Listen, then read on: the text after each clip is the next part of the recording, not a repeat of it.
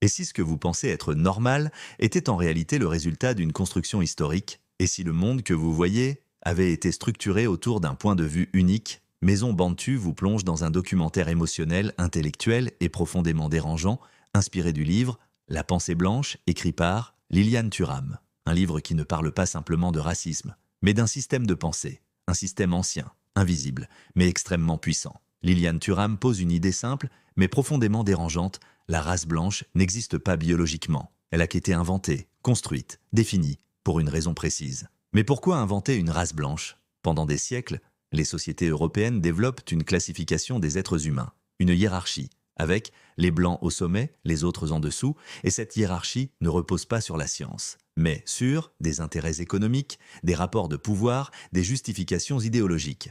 Et cette invention va changer le monde. Pour coloniser, pour exploiter, pour asservir, il fallait justifier. Alors naissent les théories raciales, les discours de supériorité, les classifications humaines. Et la pensée blanche devient un outil central. Mais cette pensée ne disparaît pas avec le temps. Même après l'abolition de l'esclavage, les indépendances, les évolutions politiques, certaines idées restent. Elles évoluent, elles se transforment. Mais elles continuent d'influencer les mentalités, les institutions, les représentations. Et le plus troublant, c'est que ce système est souvent invisible. La pensée blanche fonctionne comme une norme, une référence. Ce qui est normal, universel, évident. Et tout ce qui s'en éloigne devient différent, marginal, parfois inférieur, mais cette norme influence bien plus que ce que l'on imagine. Dans les médias, dans les films, dans les livres, dans l'histoire enseignée. Les représentations jouent un rôle clé. Qui est héros, qui est invisible, qui est caricaturé, et ces choix façonnent les imaginaires. Mais cette influence commence très tôt. À l'école, on apprend certaines histoires, certains héros, certaines perspectives,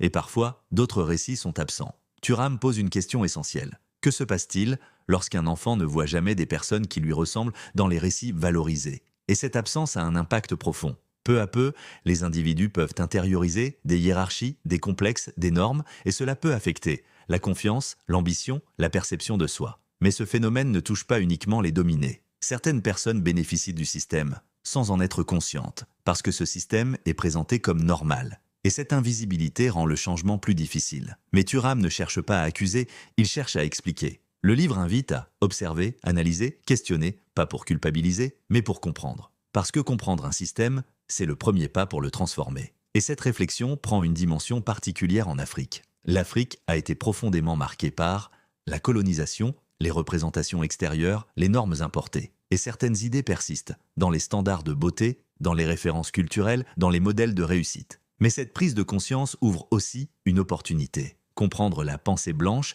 permet de reprendre le contrôle du récit, valoriser ses propres références, reconstruire une identité plus équilibrée. Mais cela demande du courage. Remettre en question ce que l'on a appris, ce que l'on croit, ce que l'on considère comme normal, peut être inconfortable. Mais cet inconfort est nécessaire. Parce que sans remise en question, il n'y a pas de transformation. Thuram insiste sur la responsabilité, l'engagement, la conscience collective. Changer un système ne dépend pas d'une seule personne, mais d'une prise de conscience globale. Mais le plus puissant dans ce livre, c'est peut-être son humanité. Le livre ne cherche pas à inverser les dominations, à créer de nouvelles hiérarchies. Il cherche l'égalité, la compréhension, la justice. Et cette quête est universelle.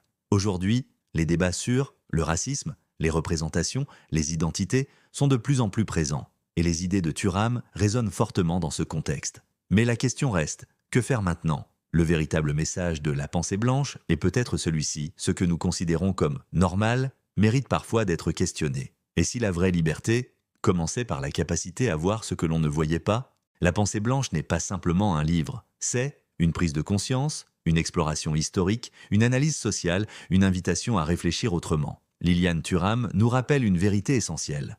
Comprendre les systèmes invisibles est une étape clé pour construire un monde plus juste.